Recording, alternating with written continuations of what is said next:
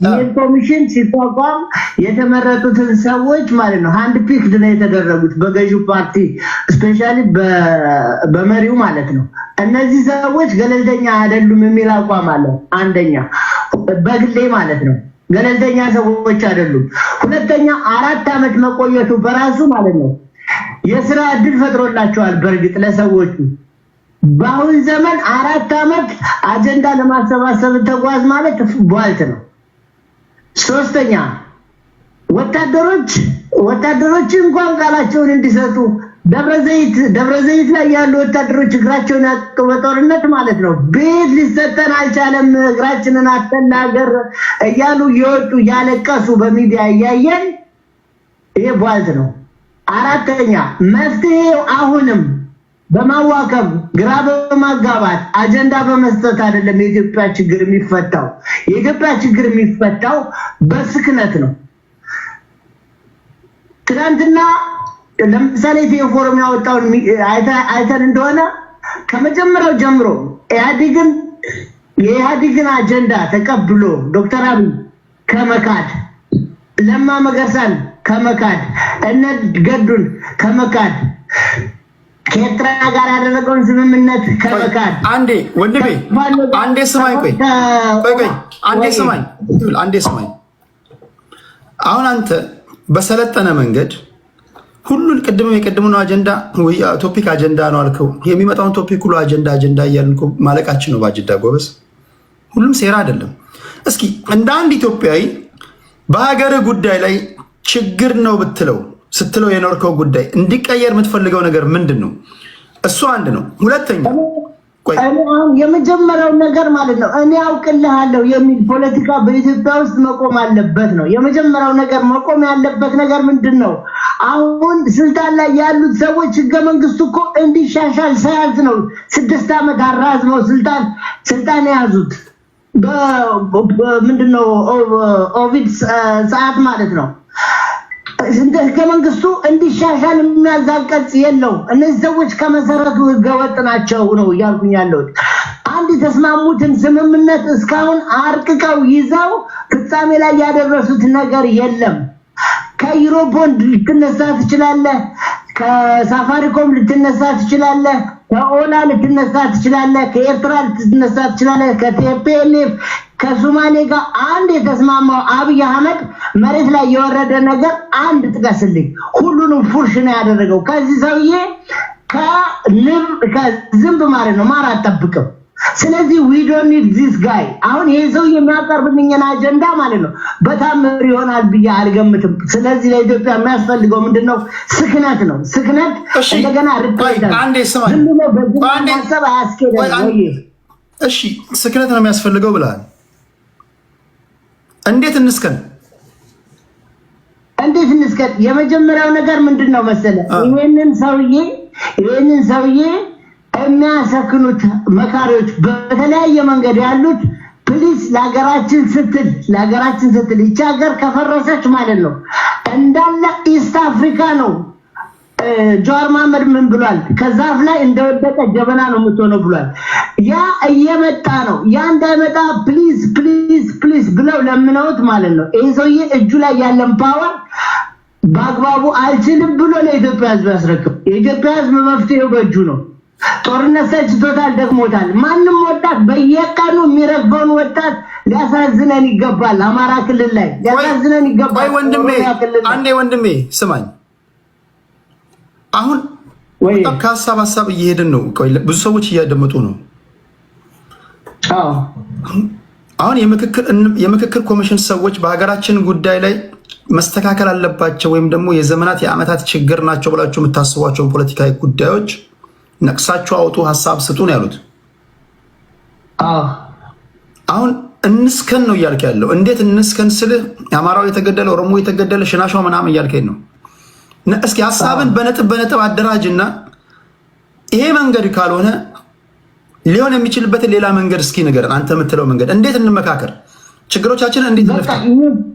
ይህ ሰውዬ የመረጣቸው ሰዎች ቅድም እኮ ቴንኪው ቴዲዬ ቅድም አንተ እኔ በጣም ወድ ለዛ ነው ቅድም ህገ መንግስት ሽግግር መንግስት ብላችሁ እንዳታስቡ ብሎ ቆልፎ አጀንዳውን ከሰጠው በኋላ 1000 ዓመት ዞረው ምክክር ቢያመጡ ምንድነው እሺ መፍትሄው ቴዲዬ እሺ አሁን አንተ እኮ የተቆለፈ ነገር ምንም መፍትሄ እኮ የለውም ይሄ ሰውዬ እጅ ላይ ነው አሁን ሄዳ ኳዛ ያለችው ተረዳይ ዴዲዬ ይሄ ሰውዬ ይስከን ስለዚህ ኦኬ መልስ ገብቶኛል ስለዚህ መልስ በግልጽው መናገር ዳርዳር ያልክ ይርክ እንዳለ ነው እየገባኝ ያለው ጠቅላይ ሚኒስትሩ ከስልጣን ይወረድ ነው ያልክ ያለው እሱም ወርዶ ሲወርድ ማለት ነው ምን ማድረግ አለብን መሰለህ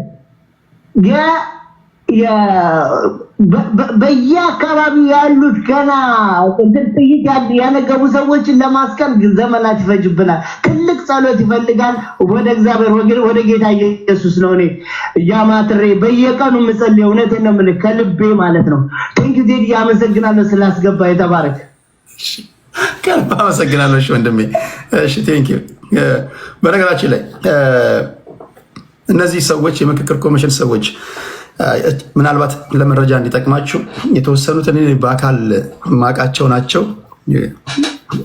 ስራ ያላቸው ሰዎች ናቸው ያን አንዳንዱ የውጭ መስሪያ ቤት ውስጥ የሚሰራ አንዳንዱ ከውጭ የመጣ በህዝብ ተወካዮች ምክር ቤት አንዳንዱ አልፈልግም ተብሎ በግዳጅ የተጠራም እንዳለ ማወቅ አለባቸው ጀስ ለጠቅላላ እንትን እንዲሆናችሁ ክብር ዶክተር አምባይ ወጋቱ አሉ እዚህ ውስጥ የትምህርት ደረጃቸውን እንግዲህ ሁሉ ነገር መዘርዘር አይጠበቅብኝም ክብር ዶክተር ዮናስ አዳቱ አሉ ክብር ፕሮፌሰር መስፍን አራያ አሉ ክብር ዶክተር ተገኘ ወርቅ ጌቱ አሉ ክብር አምባሳደር መሐመድ ድሪር አሉ አብዛኞቻችሁ የምታውቋቸው ናቸው አምባሳደር መላኩ ወልደ ማርያም በላይ ያሉ ክብርት ወይዘሪት ብሌን ገብረ መድህን አሉ አቶ ሙልጌታ አጉ አሉ ክብርት ወይዘሪት ሂሩት ገብረስላሴ የውጭ ድርጅት ውስጥ የሚሰሩ በጣም የተከበሩ ሰው ናቸው ማንቱ የተባለ ስራ ያላቸው ናቸው አምባሳደር ዶክተር አይሮሪት መሐመድ እነዚህ ናቸው ክብር አቶ ዘገየ አስፋው በህዝብ ተወካዮች ምክር ቤት ቀርበው እንግዲህ ክብር አቶ ሙልጌታ አጎ እነዚህ ናቸው እነዚህ ፕሮፋይላቸውን ብታዩ ወይም ብትፈልጉ በቀላሉ የምታገኙት ነገር ነው ለእነሱም ፌርነስ እንዲሁ ስራ አጥ ሆነው ወይም ደግሞ ጀስት ደሞዝ ለመቀበል ያበል ምናምን ለመቀበል የመጡ ሰዎች ሳይሆኑ እንዲሁ ስራ ያላቸው ሰዎች ናቸው እኚህ ሰዎች ጀስት ለነሱ ፌርነስ ነውና እንደው 3ኛ ዓመት ይሁን 2ኛ ዓመት ይሁን ይራዘም እያሉ ስለጠየቁ እንደ መደበኛው እንደ ሌሎች ካድሬዎች በአበል የሚንቀሳቀሱ ገንዘብ ፈልገው እዚህ ውስጥ የገቡ ባናስመስላቸው ለማለት ያ ነው እሺ አሁን እኔ ማወቅ የምፈልገው አሁን እዚህ ውስጥ ያላችሁ ኦኬ ከሞላ ጎደል ሐሳባችሁን የምታውቋቸው ናቸው ከእናንተ በጣም መስማትም ህዝቡ እንዲሰማ የምፈልገው ነገር ይሄ ነገር ባይሆን እንዴት ይሁን እሺ አሁን የምክክር ኮሚሽን ሰዎች ከጅምሩ ችግር አለባቸው አንቀበለውም የሚል ድምጽ የምታሰሙን ከሆነ እሺ እንዴት ነበር መሆን የነበረበት አጀንዳ አሰባሰብ ላይ ችግር አለ ብላችሁ ከተናገራችሁ በሁለተኛው ስቴትመንት ላይ መናገር ያለባችሁ ነገር እንዴት ነበር አጀንዳው መሰብሰብ የነበረበት አይደል ይሄ ችግር ነው ካላችሁ ለዛ ችግር ምን ቢሆን ነበር መፍትሄ ሊሆን የሚችለው እሱን ለአድማጭ ተመልካቾቼ እንድትነግሩኝ ለማለት ያለው ተጨማሪ ሰዎችን ያስገባውት ያው በጣም ሻርፕ የሆኑ ሳቴላስ ፖለቲከኞች ናቸው ምናልባት እዚህ ጋር ላላያችሁ አብራራው ተስፋ ማርያም ዩሪ ታደሰን ጨምር ያለው ነገ ስለመመጣ ከልብ ይቅርታ ጠይቃለሁ ተጨማሪ ሰው መጨመር አልፈልግም ለላካችሁ ከልብ ይቅርታ ጠይቃለሁ ነገ አስገባችኋለሁ በእነሱ ልጨርስና 2 ዙር ብቻ ሰጥቻቸው ነገ እንደመጣ 100% እርግጠኛ ነኝ ያው እመጣለሁ በጊዜ እገባለሁና በዚህ ጉዳይ እንወያያለን አብራራው ተስፋ ማርያም ዩሪ ከዛ እንዳቀማመጣችሁ አያና ነው ኢወርልድ ነው የጀመርከው አይደለም ኢወርልድ አያና አንተነ እንደዛ ያርን 2 ዙር ጽድት ያለ ውይይት እናደርጋለን የስልኩን ጨርሼዋለሁ ወደ አብራራው ሄዳለሁ አብራራው ወደ አንተ ልምጣ ወንድሜ አብራራው ይሰማል ቴዲ ይሰማል እንዴት አደራችሁ እኛ እንዴት አደራችሁ ነው በእናንተ እንዴት እንደው አላወኩም እሺ ቴንክ እንዴት አደራችሁ ነው እዛኛ ጋር ቱ ነው ኦኬ ስለዚህ ሐሙስ ላይ ገብተናል ያ ነው እሺ ስለዚህ መቀጠል እችላለሁ። 6 ደቂቃ ነው እንደምን። እሺ ቴንክ ዩ ቴዲ። ጥሩ አጀንዳ ይመስለኛል። ከረንትሊ በሀገራችን ካለው ሲቹዌሽን አንጻር ድምፅ ኢኮ ካለው ይቅርታ ካለው ሀገራዊ አጀንዳ መነሻነት ይሄ የኢትዮጵያ ብሔራዊ ሀገራዊ ምክክር ኮሚሽን ያዘጋጃቸው ነጥቦች ላይ በተለያዩ ሚዲያዎች ላይ ተገልጿል። እሱ መነሻ ያደረገ ስለሆነ ቴንኪው ማለት እፈልጋለሁ። ከዚህ ውጭ አንድ ሁለት ከነጥቦቹ ከመሄዴ በፊት ዘግይቷልም ፈጥኗልም የሚሉ አካላቶች አሉ። እኔ ለምሳሌ አሁን ፈጥኗል፣ ምክንያቱም በርከት ያሉ ሀገራዊ ችግሮችን የምንፈታበት ሂደት ስለሆነ ረጋ ባለ ሁኔታ አጀንዳዎችም ኮሌክት ማድረግ ዋና ወሳኝ ነጥብ ነው ብዬ ያስባለሁ። ምክንያቱም እንደ ሀገር ለበርካታ ለሺህ ዓመታት ለመቶ ዓመታት ለ10 ዓመታት በዚህ በ8 ዓመታት ውስጥ የተፈጠሩ አንኳር ነጥቦችን እያንዳንዱን ስኮት ለማድረግ በርከት ያሉ ጊዜያቶችን ይወስዳሉ። ሀገራችን ደግሞ ካለችበት አልፎ አልፎ ካሉ የሰላም የጸጥታ መደፍረስ ሂደቶች ጋር ተያይዞ ምናልባት እንደውም መፍጠን ነገሮች ካሉ የሚል እይታ ይኖረኛል። ከዚህ ውጭ ደግሞ ዘግይቷል የሚሉ አካላት ምንድነው ዘገየ የሚባለው? መንግስት እንደ ሀገረ መንግስቱ ያለንበት ችግር ምንድነው የሚለው በደንብ መተንተን ያስፈልጋል። አሁን እዚህ ጋር በስሜት የሚሆን ነገር የለም፣ በስሌት ነው መሆን ያለበት እያንዳንዱ ነገር ማለት ነው። ስለዚህ ማትመጣበት ምን የሚባል አባባል አለ? አለባብሰው ቢያርሱ ባረም የሚመለሱ የሚባል ሂደት አለ። ውይይቱ ፈጥኗል ከሆነ ማሳያ ማንሳት ያስፈልጋል። ከዲፕሬቱ ከችግሩ ዲፕሬት መነሻነት ከሆነ እኔ ሰከንድ አደርጋለሁ። መፍጠር ነገሮች አሉ ከተባለ ዘግይቷል ከተባለ ምንድን ነው የዘገየው? ምን ማለት ነው? ይህንን በደንብ እዚህ የሚወያዩ አካላት በደንብ ክላሪፋይ ማድረግ አለባቸው። ከዚህ ውጭ ግን አጀንዳ ኮሌክሽን ፖይንቶቹ ላይ ህዝቡ ያነሳቸው ናቸው። ህዝብ አያንሳ ማለት አይቻልም። እዚህ ሀገር ላይ ኤክስትሪም ጽንፈኝነት ይራመዳል አይራመድም ነው ዋናው ነጥብ። አዎ ይራመዳል። እኔ ሰከንድ አደርጋለሁ። ይሄን ኤክስትሪም ጽንፈኝነት ማለት ነው ማለት ነው ዋልታ ረገጥ አስተሳሰብ። ዋልታ ረገጥ አስተሳሰብ ማለት የማይገናኙ ከነጥቦቹ ምንድናቸው? ይሄን ማሰባሰብ ከጽንፈኛው ጭምር ሀሳብ ተሰበስባለህ ማለት ነው። አሁን እገሌ ጽንፈኛ ነው እገሌ ጽንፈኛ አይደለም ለማለት አይደለም እኔ የገባሁት። ሀሳቦች በጣም ኤክስትሪም በሆነ ጽንፈኝነት ይነሳሉ።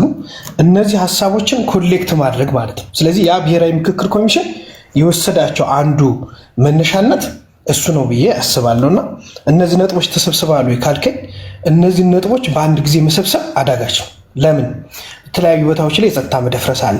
ኦኬ፣ በውጭ ሀገራትም ነጥቦችን የመሰብሰብ ሂደት አለ። ሌላ ነጥብ። ስለዚህ እነዚህን የማምጣትና ወደ አንድ ነገር አምጥቶ ወደ መርጂንግ ፓወር አምጥቶ ለውይይት ማቅረብ ወሳኝ ነገር ነው። ይህን እያደረገ ነው ወይ ካልከኝ ብዙ አሰናካይ ብዙ አስቸጋሪ ሆኖ ኢቨን በመንግስትም ጭምር በሌሎች ጽንፈኛ ኃይሎችም ጭምር አስቸጋሪ ነገሮችን ያለፈ ነው የሚል እይታ አለኝ። አብዛኛው ህዝብ ግን አጀንዳውን በአግባቡ አሰናድቶ የማቅረብ ሂደት ሰርቷል የሚል እይታ ነው ያለን። በርከት ያሉ የታጠቁ ያልታጠቁም ኃይሎች የተለያዩ እኛ ጋር አልደረሰም ከሆነ እሱ ሌላ ነገር ነው። እኛ ጋር ነጥቡ አልደረሰም ከሆነ ሊያግባባኝ ይችላል፣ አልመጣም ሊሆን ይችላል። ስለዚህ በተለይ ኢመደበኛ አደረጃጀት ያላቸው የታጠቁ ኃይሎችን በአንድ ሴንተር ማግኘት አስቸጋሪ እንደሆነ እኔም ሰከንድ አደርጋለሁ። እነዚህን ኃይሎች በምን መንገድ ነው ምክክር ኮሚሽኑ አግኝቶ መስራት ያለበት? ነገር ግን ጨርሶ አላገኘም የሚል እይታ የለኝም።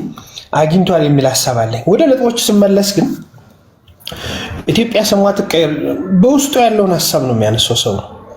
ህገ መንግስቱ ይቀየር፣ ባንዲራ ይቀየር፣ ባንዲራ የለም መሆን ያለበት ይሄ ነው፣ ኖ መሆን ያለበት ይሄ ነው አጀንዳው የተነሱት ማለት ነው። ስለዚህ ያልተነሱ ሀሳቦች አሉ ወይም እዚህ ጋር ዋናው ኮር ፖይንት ያልተነሳ ምን አለ?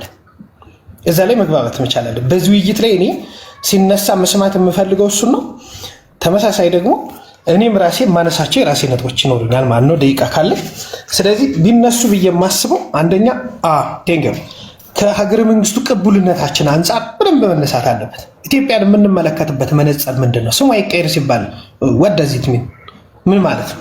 ስለዚህ ከእሱ አንጻር እኔም መነሳት አለበት። ሰዎች ነገ ለትውልድ የሚተላለፍ አይዲያዎች ስለሆነ የሚተላለፉት በሱ በኩል መነሳቱ ክፋት የለውም። ተነስቷል ማለት ግን ሰከንድ ታደርገዋለህ ማለት አይደለም፣ ዲፌንስ ታደርጋለህ ማለት ነው። የራስህን ሐሳብ ታስቀምጣለህ ማለት ነው። ዲሞክራሲ ነው ማለት ነው። ለምርጫ ትቀርባለህ ማለት ነው። ለድርድር ትቀርባለህ ማለት ነው። አለቀ። ስለዚህ በሐሳብ የበላይነት ወይም ደግሞ በድምጽ የበላይነት ታምናለህ ወይስ አታምንም ነው ጥያቄው። ስለዚህ ማጆሪቲ ሩል የሚለው ማይኖሪቲ ሩልን ደግሞ ኮምፐንሴት ማድረግን ያካትታል ለማለት ፈልጌ ነው። በኋላ እንግዲህ ሲነሱ ሰከንድ እድል ካገኘው በስፋት እመለሳለሁ። ቴንክ ዩ። እሱን ያልኩት በነገራችን ላይ አጀንዳ አድርጎ የመከራከር ነገሮች አሉና እኔ እስከገባኝ ከሆነ ለምሳሌ ኢትዮጵያ ስሟ ይቀየር የሚለው ነገር በማጆሪቲው እስካልተነሳ ድረስ እንደ አጀንዳ ነው የሚሰበስቡት። እንደ አጀንዳ ዝም ብለህ ትሰማዋለህ። ጥያቄዎችን ሲሰበስቡ ምናልባት ያን ሀሳብ ያነሱ ጥቂት በዚህ ጋር የማይባሉ ሰዎች ሊሆኑ ይችላሉ። ይተውታል። ተቀዶ እዛ ቅርጫት ውስጥ የሚቀመጥ ነው የሚሆነው። አሁን ፋይናል የሆነ ደረጃ ላይ ወይም ደግሞ ለሪፍረንደም የሚሆን ውሳኔ ለመስጠት የቀረቡ ጥያቄዎች ባልሆኑ ጉዳዮች ላይ አንዳንዱ እኛ መገንጠል እንፈልጋለን ወይም ደግሞ ካርታው ይቀየር ባንዲራው ይቀየር ስላለ የሆነ አካሎች እንደዚህ አይነት ጥያቄ ያቀረቡ ብለን እዛ ላይ ሰዓት እንዳንገድል ዋናው ሜጀር በሆነ ጉዳይ ላይ ባካሄድ ነገር ላይ ብናነሳ ለማለት ያህል ነው። ቴንኪው አብራራው፣ ከልብ አመሰግናለሁ። ወደ ተስፋ ማርያም እንሄዳለን። ተስፋ ማርያም ሰላም ቴድሻ፣ ሁላችሁንም ሰላም ብያለሁ። እድሉን ስለሰጣችሁኝ አመሰግናለሁ። ይሄ ሀገራዊ ምክክር ጉዳይ የኢትዮጵያ ፖለቲካ ችግር መፍቻ ትልቁ ቁልፍና ዋናው የመጀመሪያው ጉዳይ ነው ብለን የምናስበው እንደ ሀሳብ የሚገርም ይሄን አጀንዳ በማቀንቀንም እኔ የነበርኩበት ድርጅት ኢዴፓም ሆነ ህብር ግንባር ቀደም ናቸው። ምናልባትም ብቸኛ ሊባል በሚችልበት ደረጃ ከዘጠናዎቹ ጀምሮ ሲያቀነቅኑት የነበር አስተሳሰቡ ኢትዮጵያን ፖለቲካ ችግር ከስሩ እንደሚፈታ የሚታመንበት አካሄድ ነው። ግን ችግሩ ምንድነው? ሂደቱን በደንብ አድርገው አበለሻሹት። ገና ብልጽግና ወደ ስልጣን እንደመጣ ራሱ አብይ አህመድ እንኳን በመረጣቸው ሰዎች የኢትዮጵያ ህዝብ በጣም ተስፋ አድርጎ ዱስኪ ቃላ ጨብጭቦ ይጠብቅ ነበር። እነት ነበርሽ ንጉሴ ይመሩት የነበረው ኮሚሽን ታስታውስ እንደሆነ በጣም ተስፋ አድርጎ ነበር። እኔ አንድ ሲንግል ድርጅትም ሆነ ግለሰብ ያን ኮሚሽን የተቃወመ አላውቅም። እውነት እንነጋገር ከተባለ ግን እነዛ ሰዎች በጣም ጠንካራ ሰዎች ነበሩ።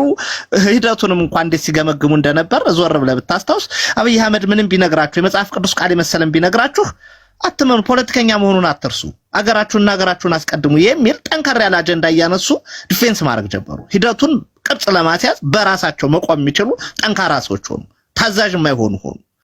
ያኔ መንግስት ደነገጠ። ስራ እንዳይሰሩ አድርጎ 3 ዓመት አስቀምጦ አስወገዳቸው።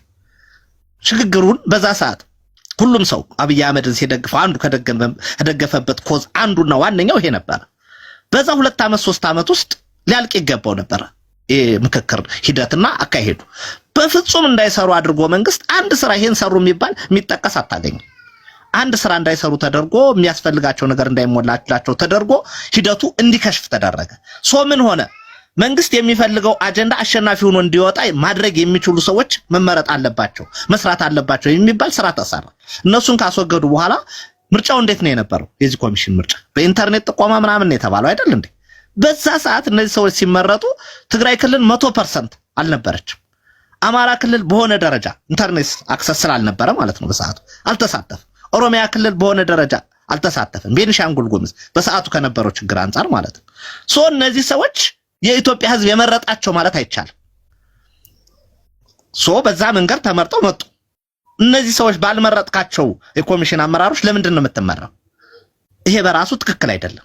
ከዛ በኋላ የፖለቲካ ፓርቲዎች የጋራ ምክር ቤት ዶክተር ራሄል ትመስለኛለች ስም ካልተሳሳትኩ አንተ ኢንተርቪው አድርጋቸው ነበር አንዴ። እሳቸው የፖለቲካ ፓርቲዎች የጋራ ምክር ቤት ፕሬዝዳንት ነበሩ በሰዓቱ። እንደ ጋራ ምክር ቤቱ ይሄ የምርጫ ሂደት ስተት አለበት ችግር አለበት ብሎ በጋራ ምክር ቤቱ በአብላጫ ድምጽ አቋም ተያዘበት። በቃ ያን ውድቅ መሆን ነበረበት እንዴ! የፖለቲካ ምክር ቤቱ የጋራ ምክር ቤቱ በአብላጫ ድምጽ ከጣለው ይሄ ኮሚሽን በቃ ገለልተኛ አይደለም ማለት ነው። ያቀረቡት ጥያቄ ምንድነው? ከዚህ ኮሚሽን ውስጥ የገቡ ሰዎች በፖለቲካ ድርጅት ውስጥ ተሳትፈው ሲታገሉና ሲሰሩ የነበሩ ናቸው። የፖለቲካ አስተሳሰብና ዝንባሌያቸው በግልጽ የሚታወቅ ነው። ሳይድ የማድረግ እድላቸው ሰፊ ነው። እነ ሰሎሞን ሹምዬ እንዳይመረጡ የተከደበትን ሂደት እናውቀዋለን። ሰሎሞን ሹምዬ እውነት እንነጋገር ከተባለ በፖለቲካ ውይይት ቲክቶክ ላይ ቴዲ ሐዋሳ ከተባለ በሚኒስተር ሚዲያው ይሄ ቲቪ ምናምን ላይ በማቅረብ ሰሎሞን ሹምዬን የሚያክል ማን ታውቃለህ? ቴዲ የተለያዩ የፖለቲካ አስተሳሰቦችን አቅርቦ በማሟገት የሚታወቅ ሰው እንደዚህ አይነት ሰዎች እንዳይገቡ ነው የተደረገው። ከዛም በኋላ የኔን የግሌን ሂደት ልንገር ችግር እንዳለበት 100% አውቄ አምኜ ብዙ የፖለቲካ ፓርቲዎች ራሳቸውን እያገለሉ ነበር። ብዙ የፖለቲካ ፓርቲዎች አግለዋል ታውቃለህ ከዚህ ምክክር ሂደት። እኔ በግሌ ግን ሂደቱን ማጋለጥ ራሱ አንድ ውጤት ነው ብዬ ስለማምን ጋራ ምክር ቤቱ ተሳታፊ ነበርኩ ካለውበት አካባቢ ከዛ ፓርቲ ስለማይሳተፍ ተብዬ ተገለልኩ። በአካባቢ በሆነ ኮንዲሽኖች አመራር የሚሰጥ ሰዎች ውክልና ተብሎ በተደረገ ስብሰባ ተመረጡ። እዛም ባነሳዋቸው ጥያቄ ምክንያት እንዳልተሳተፍ ነው የተደረኩ። እኔ በግሌ አሁን አልተሳተፍኩ ተመርጫለሁ ግን አልተሳተፍኩ ጥሪ አልተደረገልኝ። በዚህ ደረጃ ነው ሰዎች ሆን ተብለው በፖለቲካ ዝንባሌያቸው ለብልጽግና ባላቸው ፖዚቲቭ እሳቤ ብቻ ተመልምለው ተሳታፊ እንዲሆኑ የተደረጉት። እንደዚህ ሁሉ ሀገራዊ ምክክር ልትላችል ሀገራዊ ምክክር ስትል ኢትዮጵያውያንን በአጠቃላይ ያሳተፈ መሆን አለበት። የ83 እኮ ሁለት ትልልቅ ፓርቲዎችን ስላላሳተፈ ነው ጎደሎ የምንለው አይደል እንዴ? ኢህአፓንና ኢሰፓን ሌሎቹን ሁሉ እኮ አሳትፏል። እንደዛም ሆኖ ጎደሎ ነው። አሁን ያለው የሀገራዊ ምክክር የሚሳተፉትን ከለካቸው በኢትዮጵያ የፖለቲካ እንቅስቃሴ ውስጥ 50% ተሳትፎ የሚያደርጉ አካላት እየተሳተፉ አይደለም። በሰላማዊ መንገድ የፖለቲካ እንቅስቃሴ የሚያደርጉ ኃይሎች እንኳን አብዛኞቹ ወጥተዋል። እኔ ያለውበትን ድርጅት ህብርን ጨምሮ ኦፊኮ በለው ኢህአፓ በለው ምናምን አብዛኞቹ ድርጅቶች ጥለው ወጥተዋል። ታዲያ እንዴት ነው ይሄን ሀገራዊ ምክክር የምትለው? የብልጽግና ጽምዶች የሚሳተፉበት ሀገራዊ ምክክር ነው። የብልጽግና ምክክር ነው። እንዲህ ብለህ ችግር ልትፈታ አትችልም። ስለዚህ ከአመራሮች ምርጫ ጀምሮ ከተሳታፊነት ጀምሮ አጀንዳ መረጣ ጀምሮ ኦኬ ቴዲሽ ብዙ ችግሮች ያሉበት ሀገራዊ ምክክር ነው። እንደ 2012 አስታውስ እንደሆነ ኢሲኤ ላይ ሲደረጉ የነበሩ ክርክሮች ነበሩ።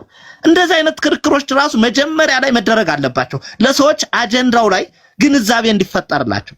ያለ ግንዛቤ በፖለቲካ ብዙ ልምድ የሌላቸው ሰዎችን የህብረተሰብ ወኪል ናቸው እያልክ ሰብስበህ በስሜት በጥላቻ በምናምን የሚወስኑት ውሳኔ እኮ ነገ አገር ሊያፈርስ ይችላል።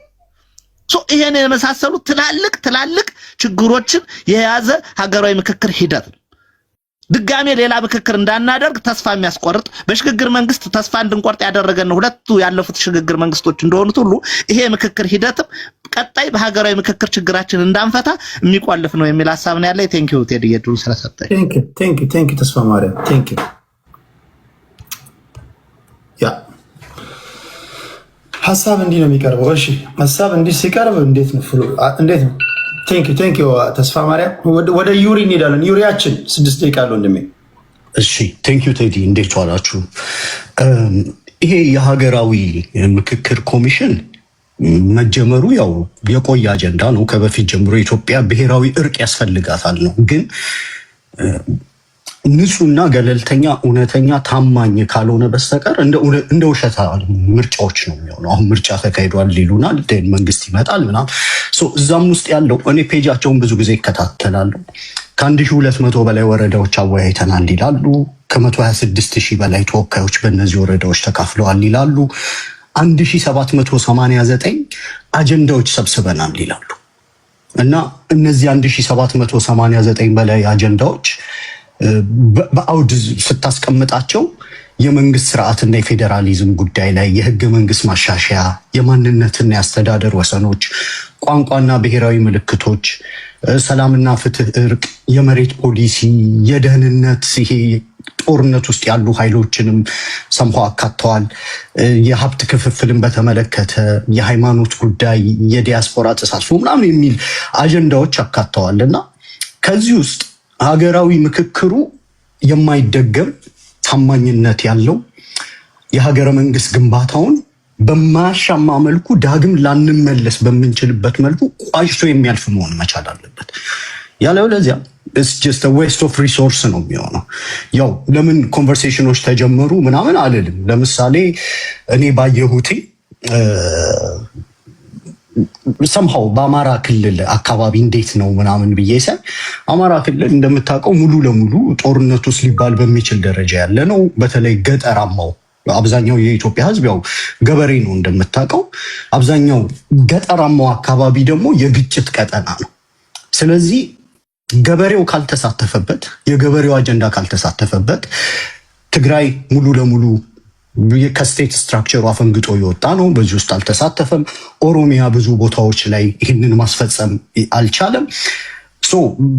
በአማራ ክልል በ267 ወረዳዎች ከ6000 በላይ ማህበረሰብ ተወያይቶበታል ምናምን ነው የሚባለው እና 6000 ከአማራ ፖፕሌሽን አንጻር ኢቭን ሪፕሬዘንታቲቭ ነው ወይ? እና በኋላ ይህንን አንጠልጥለህ የአማራ ጥያቄዎች እነዚህ ነበሩ ስትል ጦርነት ውስጥ የነበረው ሲግኒፊካንት የሆነው የማህበረሰብ ክፍል አይ አልተወከልኩም ቢልህ ያኔ ልክ ህገ መንግስቱ ሲቀረጽ እንደነበረው ማለት ነው። ያኔም የውክልና ኢሹ ነው ያለው፣ አሁንም የውክልና ኢሹ ነው ያለው እና የጥቂት ዝም ብለው ኤሊቶች ኢቭን እንትኑን ብናየው ለምሳሌ ኮሚሽኑን ብናየው አይ ቲንክ ፌብሩዋሪ 2022 መሰለኝ የተቋቋመውና አመራረጡን ስታየው 11 ኮሚሽነርስ ናቸው ካልተሳሳትኩኝ። አንዱ በቅርቡ በህይወት አልፈዋል አይደል? ዘገየ አስፋው ካልተሳሳትኩኝ። 10 ናቸው። ኢቭን እሳቸው መተካት አለባቸው። እዛ ውስጥ ካሉት እንኳን ይሄ በሀገራዊ ብሔራዊ እርቅ ውስጥ ስታይ ቅቡልና ያላቸው ፐርሰናሊቲዎች ናቸው እዛ ውስጥ መካተት ያለባቸው እና መስፍን አርአያ ያሉ ፕሮፌሰር መስፍን አርአያ በፖለቲካ ምን ዘመም ናቸው ተብለው ቢተቹም ቱ ሰም ሌቭል ቅቡልነት ቢኖራቸው፣ ሌሎችም እዚህ ውስጥ እማናውቃቸው ምናልባት ግን ኢትዮጵያዊውን ወደ መግባባት ሊያሻግሩት ይችላሉ ወይ የሚል አይነት ጥያቄ ነው ማንሳት ያለብን እኔ እንደሚመስለኝ ማለት ነው። እና እዛ ውስጥ ያሉ ፊገሮች ራሳቸው ሪፕሬዘንታቲቭ የመሆንና የቅቡልና ችግር ለምሳሌ ሁለት ምሳሌዎችን ብንወስድ የደቡብ አፍሪካና የየመንን እንውሰድ። ደቡብ አፍሪካ በ1990ዎቹ ይሄ በአፓርታይድ የነጮች የዘረኝነት ስርዓት ወደ ዲሞክራሲ መሸጋገር አለበት ብለው ሲወስኑ አንደኛ ኢንክሉሲቪቲ እውነተኛ ውክልና ነው አረጋግጠው የመጡት። ለምሳሌ በወቅቱ የነበረው የነጭ መንግስት በሽብርተኝነት ፈርጇቸው የነበረውንና ጠንካራ የትጥቅ ትግል ሲያደርግ የነበረውን አካላት ጭምር የነ ኔልሰን ማንዴላን ኤኤንሲን ጨምሮ ሁሉም ተጽዕኖ ፈጣሪ የፖለቲካና የጎሳ ስብስቦችን ጠረጴዛ ላይ አስቀምጦ ነው ብሔራዊ እርቁን ያደረገው። ለዚህ ነው ሳውዝ አፍሪካዎች ሊደግሙት በማይችሉ መልኩ ቋጭተው ያለፉት። አሁን ኤኒ አካል አልተወከልኩም ብሎ አይነሳም። ይሄ ትረስት ቢልዲንግ ላይ ስታይ ምክክሩ ከመጀመሩ በፊት ይሄ ኮሚሽኑ የፖለቲካ እስረኞችን ፈቷል። የታገዱ ፓርቲዎችን በነፃነት እንዲቀሳቀሱ ፈቅዷል። ብሔራዊ ውይይቱ ይሄንን ኮንዱሲቭ ኢንቫይሮንመንት ከፈጠረ በኋላ ነው ብሔራዊ ውይይቱ የመጣው። ለኢትዮጵያም የሚሰጠው ትምህርት ውጤታማ እንዲሆን ይሄን መንገድ መከተል ያለበት ይመስለኛል። የመን ከ2013 እስከ 2014 ናሽናል ዲያሎግ አድርገው ነበርና በወረቀት እጅግ በጣም ዘመናዊ ምዕራባውያን በጣም ብዙ በጀት ያፈሰሱበት ከ500 በላይ ልዑካንን ያሳተፈ ነው። እንግዲህ የየመኑ ግን ወዲያውኑ ሀገሪቷ ወደ አሰቃቂ የእርስ በርስ ጦርነት ነው የገባችው። ችግሩ ምንድን ነው ብለህ ስትፈትሽ አንደኛ የመሬቱን እውነታ አያስተናግድም ነበር የየመኑ ናሽናል ዲያሎግ። ምክክሩ በዋና ከተማ የነበሩ ሰንዓ ላይ የነበሩ የፖለቲካ ልሂቃንን የሲቪክ ማህበራትን በማሳተፍ ብቻ ያተኮረ እንጂ መሬት ላይ ያለው እየተፈጠረ የነበረው ጠንካራ ወታደራዊ ኃይል ይሄ ሁቲ ታጣቂዎችን የደቡብ የመን ተገንጣይ ኃይሎችን ስር የሰደደ ፍላጎታቸውን ያስተናገድ አልነበረም እና ጦርነት ሳይቆም መምከር በመጀመራቸው የየመን የናሽናል ዲያሎግ ድራስቲካሊ ነው ፌል ያደረገው። ስለዚህ ኢትዮጵያንም ኮዝሞቲክ የሆነ ፕሮሲጀር ውስጥ ከገባን እንደ የውሸት ምርጫዎቻችን ቀባብተን ማለፍ እንችላለን። ታጣቂዎችን ማናገር፣ አገሪቷ ላይ ሰላም ማምጣት፣ ናሽናል ዲያሎግ ብሔራዊ ኢንተረስት ብለው ይዘው የመጡት አንዱ አጀንዳ ፌል ያደረገበት የሀገሪቷ የኔሽኑ ኢንትረስት ግሩፖች በአጠቃላይ የፕሮሰሱ አካል ካላደረካቸው ሄዶ ፌል ነው የሚያደርገው። ቴንክ ዩ ቴዲ፣ ሰዓት ያልቋል። ቴንክ ዩ ክቡራትና ክቡራን፣ የመጨረሻ ዙር ነው የምንገኘው። 5 ደቂቃ ነው የማደርገው። በተነሱ ሀሳቦች ላይ ሀሳባችን እንሰጥና ለነገ ቀጠሮ ይዘን እንለያያለን። ኢወርልድ 5 ደቂቃ አለ አለሁ። እንግዲህ 5 ደቂቃ ከሆነ አምባሳደር እንዳለው ለተረትም አትበቃምና አያና ሀሳብ ይሰብሰብ ያለው ሀሳብ እኮ ሲኖር ነው የሚበተነው። መጀመሪያ ነገር አሁን አያና አንተ ሀሳብ አለ፣ ሀሳብ መጀመሪያ ሰብስብ ብዬ እንትን ልበል። ሀሳብ ካልተሰበሰበ አምቦሃ ድሮ ኢትዮጵያ ውስጥ ሀሳብ ለመበተን ነው ምንጠጣው ብለውታል፣ ምግብ ስለሌለ ብዬ ዲፋሜሽኑ ቢቀር ይሻላል። እኛ በጣም ኮርስ ነው በፖለቲካል ሳይንስ እና አልገባም ስለሚወድ እና ተስፋ ማርያም ዩሪ ቁጭ ቆንጆ አድርጎ አስቀምጠዋል። እና ምንድነው ቅድም እንዳልኩ 10ቱ ትእዛዛትን ጌታ ኢየሱስ ራሱ ሁለት አድርጓቸዋል። አባትና እናትን ውደድ፣ እግዚአብሔርን ውደድ አለ። ሁለት ናቸው ብሎ ነው። ልክ እንደዛ አሁን 8ቱ ከታችም 50 ከላይም 50 ኢትዮጵያ ውስጥ ያለው ህግ ነው። ህግ አውጪው አሁን የአብይ ፓርላማ ከዛም የመጣው ይጨርሳል። አሁን አያና ህፃን አድርጎን ቁጭ አድርጎን እኛ ለፓርላማው ይመጣና አሁን እንደዚህ አይደለም፣ አይደረግም። ፓርላማ ማን ነው አናውቀውም። ፓርላማ እንዴት እንደመጣ እነ ራሄልን አባሩ ዝም በይ ብሎ አስፈራርቶ የመጣ ፓርላማ ህግ አውጪ ትልቁ ብራንች ማን ነው? ትልቁ ብራንች ቼክ ኤንድ ባላንስ እኩል ነው እንጂ አንተ አላዋቂ ከሆንክ አላቅም ማለት ማንን ገደለ? ቼክ ኤንድ ባላንስ ላይ ሶስቱም ህግ አውጪውም አስተርጓሚውም አስፈጻሚውም እንዲሁም ጀስቲስ ውስጥ ፍርድ ቤቱም እስር ቤት ማረሚያ ቤት ነው የሚባለው ማረሚያ ቤቱና እንደገና ፖሊሱ ሶስቱ ይሄ ቴክ ሃንድ ሶፍ ብለዋል። ኢትዮጵያ ሃንድ ሶፍ አዲስ አሁን ቼክ ኤንድ ባላንስ ነው የሚሰራው። ያንን ቢያስተካክሉ ያልቅ ነበረ እና አገረ መንግስት ግንባታ ብሏል። ምን እኔ በጣም ማክብራቸው ሰዎች ናቸው። እዛ ላይ በእድሜም ትልልቆች ናቸው። በትምህርት ደረጃ የሚሄዱ ናቸው። እንግዲህ ሳይካትሪ መድኃኒት እስካሁን የለም ይባላል። እነ መስፍን ፕሮፌሰሩ ሳይካትሪስቱ ሐኪሙን ነው የሚወክለው መሆን የነበረበት የምትለው ቴዲ ሕክምናን የሚወክል መምህራንን የሚወክል ገበሬን የሚወክል ነበር መሆን አለበት። እሱ አይደለም ፖይንቱ። ትግራይ በሌለበት ትልቁ የኢህአዴግ ውድቀት አማራውን አይወክልም፣ ህገ መንግስቱ አማራውን አይወክልም ተብሎ ለአማራ ልጆቹም ቢዚ አድርጓቸው ሌሎቹንም ቢዚ አድርጓቸው ወዳድቀው አሁን ለትግራይ ህዝብ መጨፍጨፍ ምክንያት ነው የሆነው። አሁን ትግራይ በሌለበት ይሄ 8ቱ ትእዛዛት ይዞ መጣ አብይ። ይበላዋል እያልኩ ነው። ይበላሃልና ተወው፣ አያዋጣም ነው። መጨረሻ ላይ ማለት ፈልገው ኤሌክትራል ኮሌጅ የሚባል አለ እዚህ አሜሪካ ነገር። አንድ አሜሪካዊ መክሯቸው ነው። ይሄ ፖፑላር ቦትና የእንትን ቦት የሚባል አለ። ህዝቡ ብዙ መርጧል፣ ግን ኤሌክትራል ኮሌጅ አልመረጠውም እያሉ ይጥሩታል። ልክ እንደዛ አድርገው አሁን ፕሬዚደንሻል ለማድረግ እነዚህ ሰዎች ለነሱ ኤሌክትራል ኮሌጅ ናቸው። አንድ አሜሪካዊ ዱርዬ ሌባ ሄዶ ኢትዮጵያን ባህር እንዳታገኝ ምናምን የሚያደርገው እኛ ምናቀው፣ እኛም ፓስፖርት አለን። ፓስፖርት እኩል ከሆነ ምን ብሎ መክሮት ነው? እነዚህን ሰዎች ከዚህ ሰብስብና አዋቂ ናቸው ቅቡልነትም ብሏል ዩሪ ያላቸው ናቸውና አንተን ይምርጠዋል ያሉት ነው። ካመጣ አንድ እስራኤላዊ ወይም እንግሊዛዊ ከመጣ እኮ ህገ መንግስት ምን ያደርጋል ይላል። ህገ መንግስት ስለሌላቸው። ኢትዮጵያ ግን ራሷን የቻለች ሉዓላዊ ሀገር ከሆነች ሪፕሬዘንታቲቭነስ ከሁሉም አምጥተው ማድረግ ነበረባቸው። የኔ ጥያቄ ግን ህግ ቢኖር ህግ አውጪው ህግ እንትኑ ሁሉ ብልጽግና ባይሆን ሰላም ይመጣል።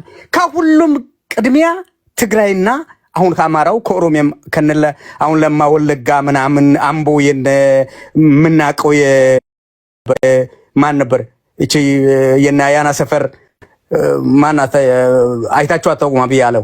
እቺ ሶፍመር ዋሻዋ ምናምን አርጎ ከሚያብጠለጥል ከሁሉም ቦታ ሰው ቢመጣ ከሁሉም ቦታ ሰው ቢመጣ ይስተካከል ነበር። ኢትዮጵያ አሜሪካን ሀገር ካናዳ ህግ ነው ያለው።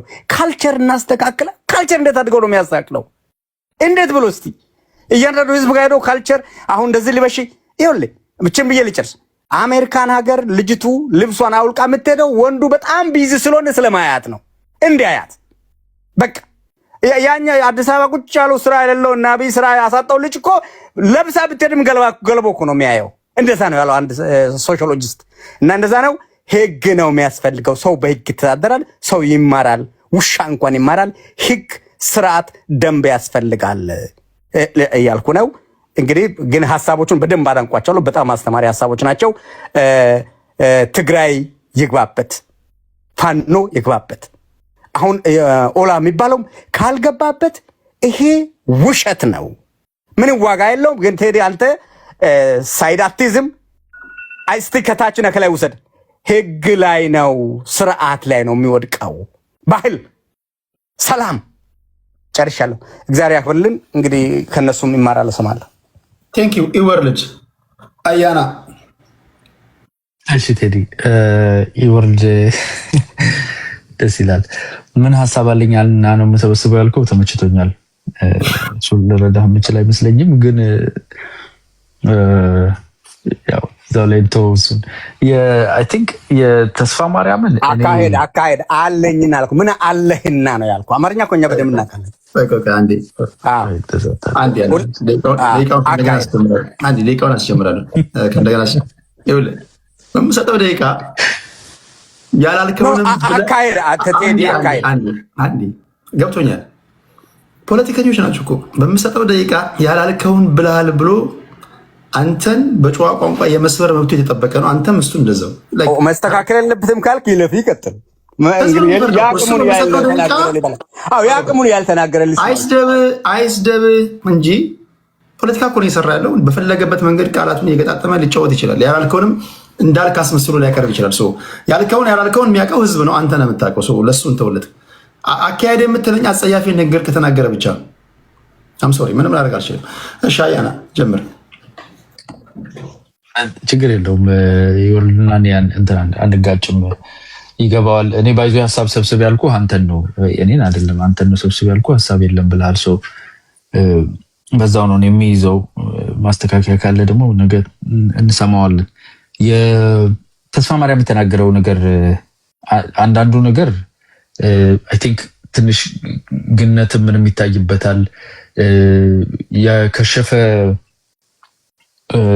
ማነው ልደቱ ከሸፈ ያለው ብሏልና የከሸፈ ሂደት የምክክር ሂደቶች ከዚህ በፊት የነበሩ የከሸፉትን የሚጠቅስበት ምክንያት እረዳዋለሁ። በዛ ደረጃ ግን ያስቀመጣቸው አንዳንድ ዩሪም የደገማቸውን የምስማማበት ነገር አለ። ለረጅም ጊዜም በቻልኩት መጠን መወተውት አይ ቲንክ ሳላሰለቻቸው አይቀርም። ከኮንታክት ማድረጋቸውን ከምክክር ሂደት ውስጥ ያሉ ኮሚሽን ውስጥ ያሉ ሰዎችን አሳታፊነት ላይ በጣም መሰራት አለበት። አሳታፊነት ወሳኝ ነው። ቢቻል ደግሞ የትጥቅ ትግል ተብሎ ይሄ ጦርነት ግጭቶች ማስቆም የሚቻልበት ሲዝ ማድረግ የሚቻልበት ሴፍ ፓሴጅ እነሱም ሰርተውበታል። ሴፍ ፓሴጅ ላይ እነኚህ ነገሮች አስፈላጊ ናቸው። ቢኮዝ ዩሪ ብሎታል፣ ተመልሰን የማንሄድበት መሆን አለበት የምክክር ሂደት በተቻለ መጠን። ግን ደግሞ እንደ ሀገር ታስረን ያለንበትም ነገር አለ። አሁን ይሄ ምክክር ሂደት እኔ ያመጣል ብዬ የምጠብቃቸው 3 ኮንሴኩቲቭ ነገሮች አሉ። የመጀመሪያው የህዝብና ቤት ቆጠራ ነው። 20 ዓመት ሊሞላን ነው እንደ ህዝብ ከተቆጠርን። ቁጥር በጣም አስፈላጊ ነው። ለበጀቲንግ አስፈላጊ ነው፣ ለሬፈረንደም አስፈላጊ ነው፣ ለብዙ ነገር አስፈላጊ ነው። ህዝብና ቤት ቆጠራ ነው። ሁለተኛው እሱን ተከትሎ አንዳንድ ወሳኝ የሆኑ ውይይቶች ላይ ሬፈረንደም የሚቀርቡ ካሉ እሱን ለሬፈረንደም ሰጀሽን እንትናቸውን ያቀርባሉ ማለት ሬኮሜንዴሽናቸውን ያቀርባሉ የምክክር ኮሚሽኑ ከተመካከርን በኋላ። ሌላኛው ደግሞ የህገ መንግስት ማሻሻያ ነው አይቀሬ የሚመስለኝ።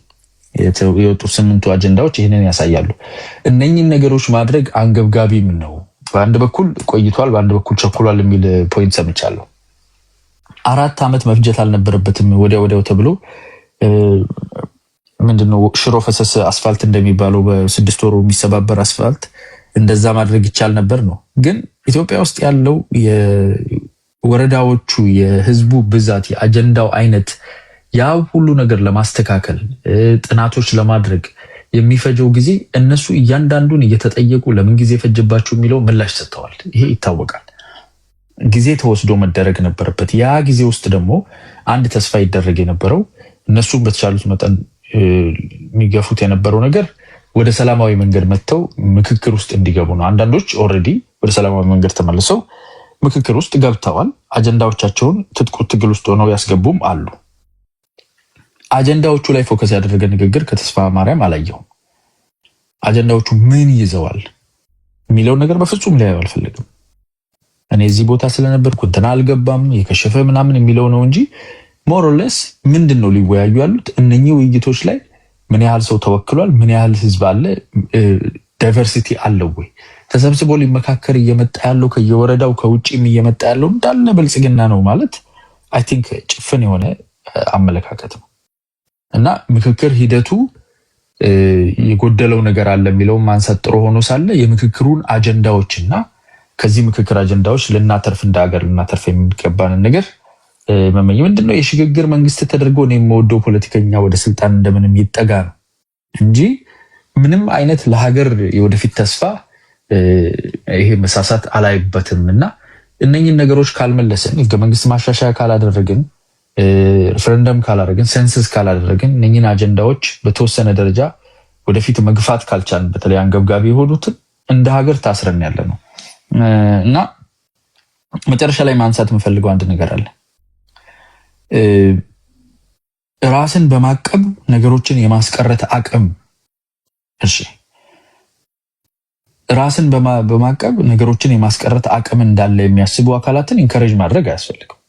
እኔ ምርጫ አልሳተፍም፣ ስለዚህ ምርጫ ይቀርልኛል፣ ሽግግር መንግስት ይመጣል። እኔ ምክክር ውስጥ አልሳተፍም፣ ስለዚህ የኢትዮጵያ ህዝብና ሀገር እንዳለ ቆሞ እኔ ፍቃደኛ እስከሆን ድረስ ይጠብቀኛል።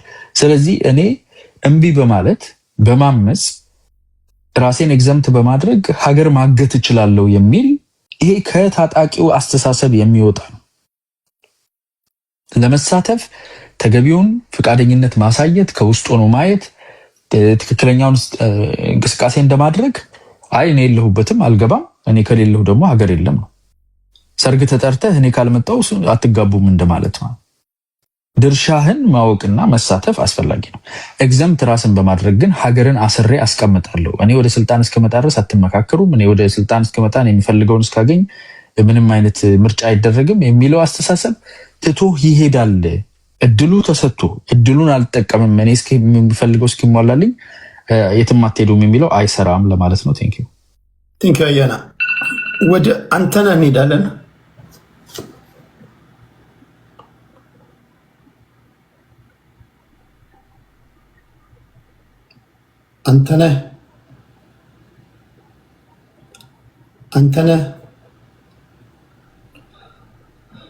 አንተነህ እሺ፣ ወደ በአንተነህ ቦታ አብራራውን እናስቀምጣለን። አብራራው ቴንኪው። ልቀጥል። ይቅርታ ዩሪ፣ ከዛ አብራራው ስብጥራችሁን ማስተካከል። እኔ ነኝ ቴዲ። ዩሪ አንተ። ኦኬ እሺ። እኔ ይህንን አሁን ቅድም ካነሳዋቸው ነጥቦች ተያይዞ ቅድም ያነሳዋቸው አይ ቲንክ አንኳር ናቸው ብዬ አስባለሁ። እዚህ ሀገር ላይ ወርቅ አዘንባለሁ ብለህ ብትመጣ ወይም ወተት በቧንቧ በኋላ አስመጣላት ላገባላቸው። ተስፋ ማርያም ተስፋ ማርያም አንተ ታወራለሽ። ቀጥል።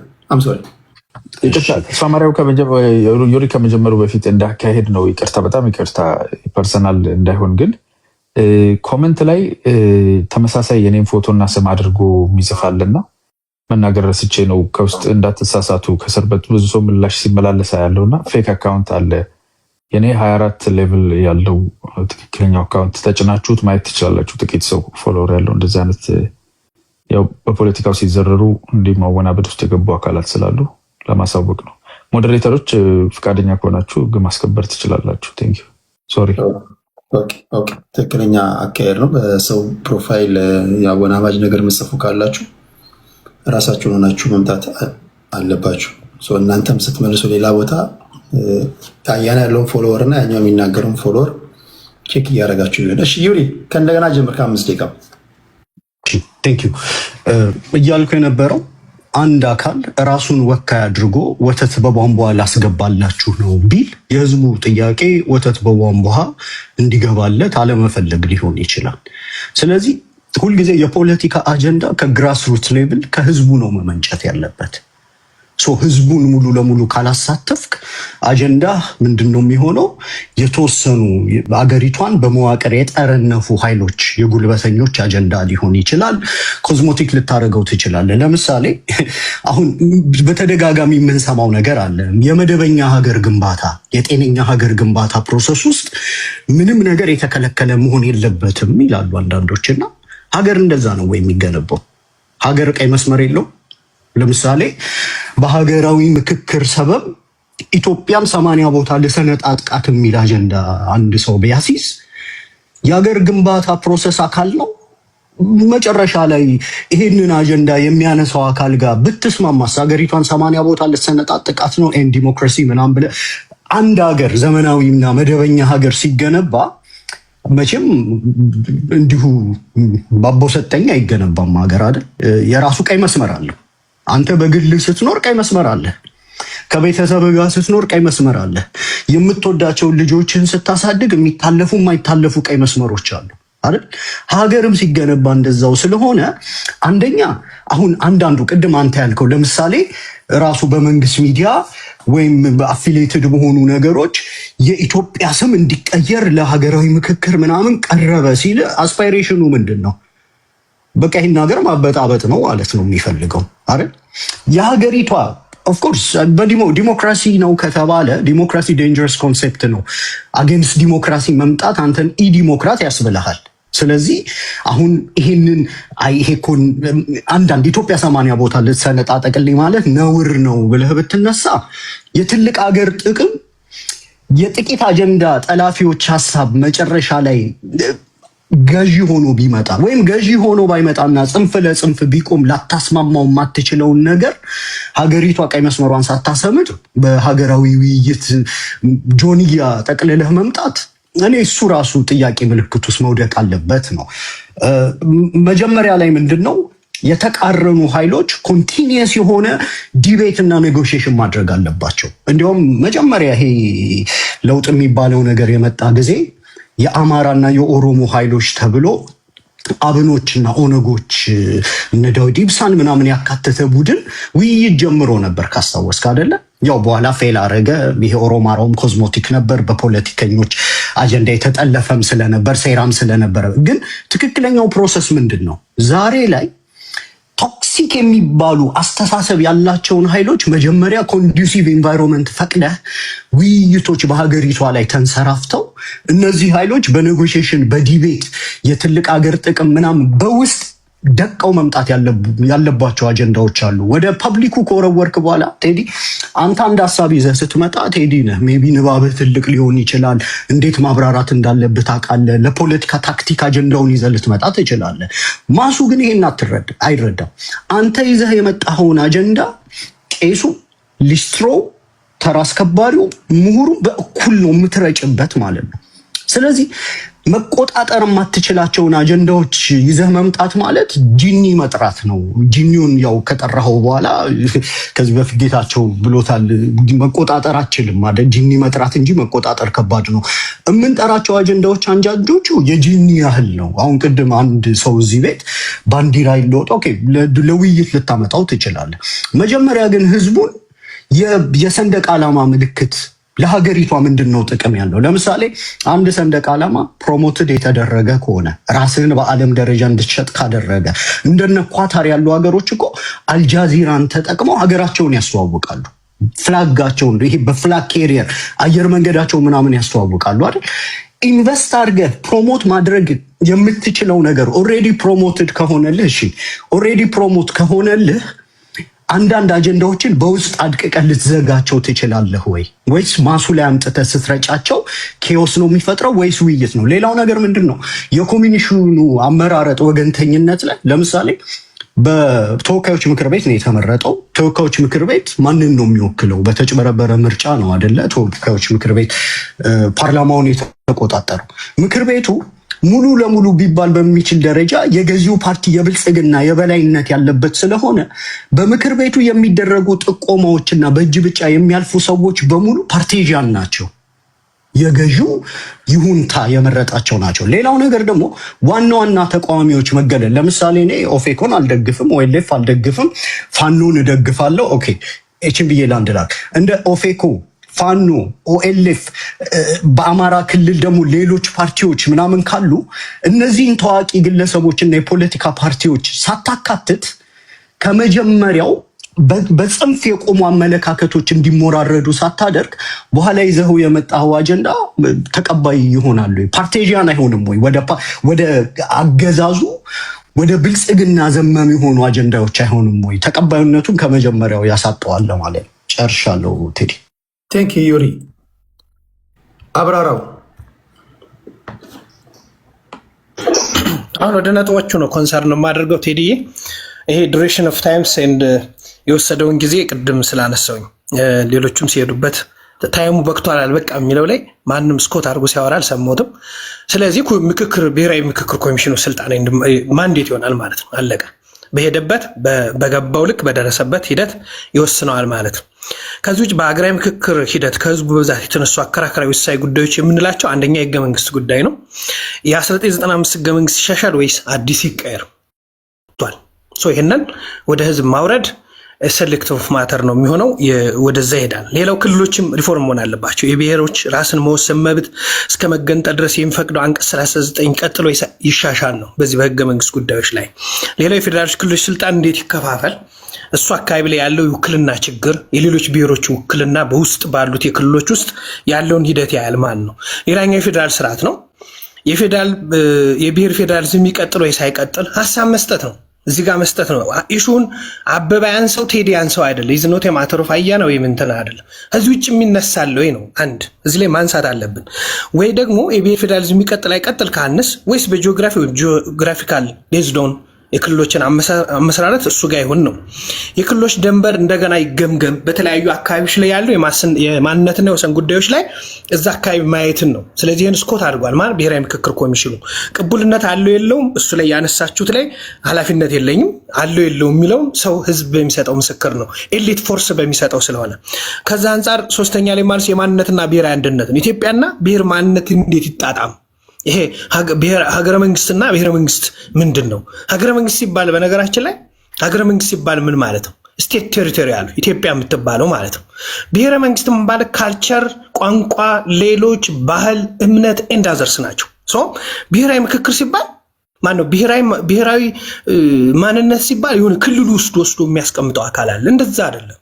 ሀገር ማለት ሀገራዊነት ማንነት ተቋማት ናቸው። ሀገር መከላከያ ሚኒስቴር፣ ሀገር መከላከያ ሰራዊት፣ የፌዴራል ፖሊስ ሰምቲንግ እንዳዘርስ እነሱን ነው የሚያካትተው። ብሔራዊ ጉዳዮች የሚባሉት ደግሞ የቋንቋ የባህል ጉዳዮች ናቸው። አንዳንድ አካላት ከክልላቸው ወስዳችሁ ቁጭ አታድርጉትና እሱ አንጻር የማንነትና ብሔራዊ አንድነትን በደንብ ማየት ያስፈልጋል። የወሰንና የአስተዳደር ጥያቄዎች በብዛት አካባቢዎች የሚነስባቸው ቅድም ሰከንድ አደርጋለሁ። ለምሳሌ አማራ ክልልና ትግራይ አካባቢ የሚካሄዱ ወልቃይትና ሌሎች ማንነት ጉዳዮችን በደንብ ማየት ያስፈልጋል። ስለዚህ ትግራይ ካልተወከለ የብሔራዊ ማንነት ኮሚሽኑ ጎድሎ ነው ብዬ አስባለሁ። ትግራይ መወከል አለበት የሚል ሀሳብ አለኝ። እሱ ላይ ማንሳት እንፈልገው ስላለ ነው። አምስተኛ ነጥብ ላይ የመሬት ፖሊሲ ነው። መሬት የመንግስት ይሁን ሳይሆን የህዝብ እንዴት ከዚህ በፊት ከነበረው 1995 ኮንስቲቱሽናል አሜንድመንት ላይ እንዴት ማየት አለብን፣ እሱም ማየት እንደገና ደግሞ የገበሬዎች የከተማ እሱም ማየት፣ የቋንቋ ፖሊሲ የፌዴራል ስራ ቋንቋዎች ይጨምር እንዴት ይሁን፣ የሀገር አቀፍ የመግባቢያ ቋንቋ ምን ይሁን፣ የአካባቢ ቋንቋዎች እንዴት ይጠናከር ወዘተርፈ እነዚህን ያካትታል። ሌላው ይሄ ከፍትህና ተጠያቂነት ሪኮንሲሊየሽን የምንለው ላይ እሱ አካባቢ ላይም ጭምር ያል በተለይ ዘመናዊ ተፈጽ ችግሮች እንዴት ይታይ፣ እርቅ ይቅደም ወይስ ፍትህ፣ ተጎጂዎች እንዴት ካሳ ያገኙ ሰምቲንግ አዘርስ እነዚህን ያካትታል። የመጨረሻው ሰላም የጸጥታ ጉዳይ ላይ የተነሱ ጉዳዮች አሉ ህዝቡ ያነሳቸው። አንደኛ የታጠቁ ኃይሎች ጉዳይ፣ ትጥቅ ማስፈታት፣ የጸጥታ ተቋማት ማሻሻያ፣ የዘላቂ ሰላም ብሎ አስቀምጧል። ከዚህ አንጻር ይሄ ከሆነ አጀንዳዎቹ እነዚህ ላይ ከሆነ ሁሉንም አላነሳሁትም። ጥንካሬዎቹ ምንድን ናቸው? እነዚህን አንስቼ ልጨርስ። አስፈላጊ አገር ጉዳዮችን አካቷል። አስፈላጊ ሁሉ ናቸው አይደሉም። ለምሳሌ ህገ መንግስት፣ ፌዴራሊዝም፣ ማንነት፣ መሬት፣ ሰላም፣ ፍትህ የመሳሰሉ ለሀገሪቱ መሰረታዊ ጉዳዮችን አካቷል። ሁለተኛ ላይ ህዝቡ የሚያሳስበውን ጉዳይ ለማምጣት ትንሽ ጥሯል። አጀንዳዎች ከተለያዩ ክልሎች፣ ማህበረሰቦች፣ ቡድኖች የተሰባሰቡ ናቸው። እንዲሁም በጣም ሀይሊ ዴንስሊ በተባሉት ከተሞችን አካቷል። እንደገና ደግሞ ፎሬን ከሀገር ውጭ ባሉት አካባቢዎች ለመሄድ ጥረት አድርጓል። አካቷል። ሁሉንም አላካተተም። ይሄ እንዳለ ማየት ይቻላል። የጦርነትን የግጭት መንስኤዎች ለመፍታት እድል ይሰጣል። የሀገር አቀፍ ስምምነት ሊያመጣ ይችላል። ይሄ እንደ ጥንካሬ የማይሆኑ ድክመት ወይም ዊክነሶቹ ምንድን ናቸው? የተወሰኑ የፖለቲካ ኃይሎች አልተሳተፉ፣ አንዳንድ ተቃዋሚ ፓርቲዎች፣ ታጠቁ ወንድሮች፣ ተጽዕኖ ያላቸው ኃይሎች በሂደት ውስጥ በሙሉ አልተካተቱም የሚል ትችት አለ። ኦኬ ላጠቃልል 30 ሰከንድ ብቻ። ሁለተኛው የውሳኔ አስገዳጅነት የለውም። የዚህ ድክመት የዚህ ምክክር ኮሚሽን ምክክሩ የሚያወጣቸው ምክር ሀሳቦች በራሳቸው ህግ አስገዳጅነት የላቸው። አንድ ድክመት። መንግስትና ፓርላማ ካልተገበራቸው በወረቀት ህዝቡ ከታች እንደገና ሀሳብ ካልሰጠባቸው የውሳኔ አስገዳጅነት የላቸው። የመተማመን ችግር አለ። አንዳንድ ዜጎች ኮሚሽኑ ከመግባባት በቂ ርቀት አለውን በሚል ጥያቄ ያነሳሉ። የመጨረሻው ማነሳው አከራካሪ ጉዳዮች ላይ ስምምነት ለማግኘት ከባድ ነው። ለምሳሌ አንቀጽ 39 ወልቃይት፣ ራያ፣ ሌሎች ክልሎች በሶማሌ ኦሮሚያ አካባቢ የብሔር ፌዴራሊዝምና የታሪካዊ ትርክት ያሉ ጉዳዮች ላይ ተቃራኒ አቋሞች ስላሉ መግባባት ለመፍጠር አስቸጋሪ ሊያደርገው ይችላል የሚል የብሔራዊ ምክክር ኮሚሽን የራሴን እይታ አቀርባለሁ። እጅግ ሰዓት ስላነሰ እንጂ ቴዲዬ እዚህ በላይ ሀሳቡን ኢንፈሳይዝ ማድረግ ይቻል ነበር። ቴንክ ዩ አብራራው። ከልብ ነው የማመሰግነው። ቴንክ ዩ ተስፋ ማርያም ኦኬ እሺ ቴዲዬ በሆነ ደረጃ አብራራው ትንሽ ሚዛናዊ የሆነ ግምገማ የገመገመበት ተቻ ያደረጋቸው ነጥቦችም ጠንካራ እንደሆኑ እረዳለሁ። ከዛ ውጭ ግን እኔ አሁን አየናም ቅድም ሲያነሳው እንደ ደካማ ጎን አድርጎ ያነሳው አጀንዳዎችን ለምን አላየህም የሚለው ነገር ነው። በነገራችን ላይ እዚህ ከተሰበሰቡት አንዳቸውም ተሰብሳቢዎች ትግራይ መካተት አለባት ነው እንጂ እያሉ የተናገሩት አንዳቸውም ትግራይ መወገድ አለባት አላሉ። አንዳንዴ ስትሰሙ እንዴት እንደሰማችሁ አላውቅም። ትግራይን ያላካተተ የምክክር ኮሚሽን እንዴት ሙሉ ሊሆን ይችላል ያሉት እንጂ ትግራይ መወገዷ ትክክል ነው ያለ የለም ከጆሮ ያመለጠ ካልሆነ በስተቀር እና በዛ አርሙት። ከእንደገና ጀምራ ተስፋ ማርያም እና አየና ካነሳቸው ስለ አጀንዳዎቹ ላይ ተቻለ አደረከ። እኔ በጣም በሚገርም ሁኔታ እኔ አጀንዳዎቹ አንዳንዶቹ እንደ ሀገር የሚያሳፍሩና የሚያሸማቀቁ ቢሆኑም የሰው አስተሳሰብ እስከሆነ ድረስ ለምን እንደዚህ ታሰበ ወይም እንደዚህ አጀንዳ ሲያዘ ብዬ የምቃወም ሰው አይደለም። በሰዎች ነፃነት በጣም ማመን ነኝ። በጣም አስጨናቂ ነው። በቃ ያሳፍራል። የሀገሪቱ ስም የዘመን አቆጣጠራችን ላይ ምናምን እንደዚህ አይነት ጥያቄ ሲመጡ እንደ ሀገር ያለንበት ኮንዲሽን በጣም ያሳዝናል። ግን ለምን እንደዚህ አይነት አጀንዳ ተነሳ ብዬ ማማረሰው አይደለም። የሰዎች ሐሳብ ነው፣ አከብርላችኋለሁ። ይቀርባል። ማጆሪቲው እንደማይቀበለው ስለማውቅ በዚህ ምጨነቅም ምደነግጥም ሰው አይደለም። ዋናው ቁም ነገር ምንድነው? ሂደቱ ነው። ዋናው ቁም ነገር አንድ የምክክር ሂደት ማንም ሰው ሊገመግም የሚችለው ሂደቱን ነው እንጂ የተነሱ ሐሳቦችን መተቸት አይችልም። እንደዚህ አይነት ሐሳቦች ባይኖሩ ኑሮ እኮ ምክክር ማያስፈልገንም ነበር። በምርጫ ሂደት ጤናማ አካሄድን ሄድ ነበር። እሱን ማንሳት አስፈላጊም ነው ወይም ወሳኝ ነው ብዬ አላስብም። ግን ማን ነው የሚመካከረው? መቼ ነው የሚመካከረው? ማን ነው የሚመካከረው ከተባለ አሁን ምክክር እያደረገ ያለ እውነት ልንገርህ 67% መመካከር ያለበት የኢትዮጵያን ፖለቲካ ችግር ሊፈታ የሚገባው ወይም የችግሩ ዋና አካል ዋና ተወናኝ ነው የለም። በኦሮሚያ አሉ የሚባሉ ድርጅቶችም የፖለቲካ ኤሊቶችም የሉም በአጠቃላይ ማለት ይቻላል። እኔ አሁን የኦሮሚያ ወኪል አለ ወይ ካልከኝ ከብልጽግና ውጭ ነው ያላቀ የሚሳተፍ ማንን ነው የምታመካከረው? በአማራ ክልል በተመሳሳይ ኮንዲሽን ትግራይ 100% በሚባል ደረጃ ማንን ነው የምታመካከረው ነው እኮ። እኔ አሁን የሚመካከሩት ቅድም እንዳልኩ የብልጽግና ጽምዶዎች ናቸው። አሁን ያለ ምክክርም እየተከደ ያለው ሂደት ኢትዮጵያን ከፍ ያደረጋት ነው የሚሉ ሰዎች ናቸው። ምን ምክክር አስፈልጋቸው? እውነት እንነጋገር ከተባለ እነዚህ ሰዎች ለምን ይመካከራሉ? በቃ ጤናማ ከሄድ እየሄድን ነው እኮ እያሉ። ስለዚህ መመካከር ማይጠበቅባቸውም እነዚህ አካላት። መመካከር ካለበት መመካከር ያለበት ከኦፊኮ ጋር ነው። ኦፊኮ በኦሮሚያ ክልል ያለውን ሂደት ታውቀዋለህ። ቅድም ዩሪ እንዳለው ነው። አልደግፋቸውም በፖለቲካ አስተሳሰባቸው። እነ ኦነግ ራሱ ሸኔ የሚባሉ ቡድን ችግር የሆነብን ያለው እነዚህ ናቸው እንዴ? አማራ ክልል እንደ ፋኖ አይነቶች፣ ትግራይ ከቲፒኤልኤፍ ጋር እነዚህ እስካልተስማሙ ድረስ ችግሩ ይቀጥላል። ችግሩ የሚቀጥል ከሆነ ለምንድን ነው ውይይት የሚደረገው ነው? ከዛ ላይ ውይይት የሚደረገው መቼ ነው? ከምርጫ በፊት እኮ ነው ውይይት የሚደረገው አይደል? 8 ዓመት የፈጀ ውይይት ያደረገ የት ሀገር ነው የምናውቀው? አንደኛ ነገር ከ2 ዓመት እስከ 3 ዓመት ነው መደረግ ያለበት። ሁለተኛ ነገር ከምርጫ በፊት ነው። ከምክክሩ የተረፉትን አጀንዳዎች በምርጫው ሂደት አጥርታቸው ታልፋለህ። ግን የውይይቱ የሚያመጣው ውጤት ምርጫው ላይ የሚኖረው ተጽዕኖ ከፍተኛ እንደሆነ ብልጽግና ጠንቅቆ ስለሚያውቅ እንዳይደረግ ነው ያደረገው። በነገር ላይ አብዛኞቹ የኢዜማ ሰዎች የወጡ ሰዎች ሲወጡ የወጡበት ኮዝ ምን እንደሆነ ታውቃለህ? በሀገራዊ ምክክሩ ተስፋ ያደርጉ ነበር።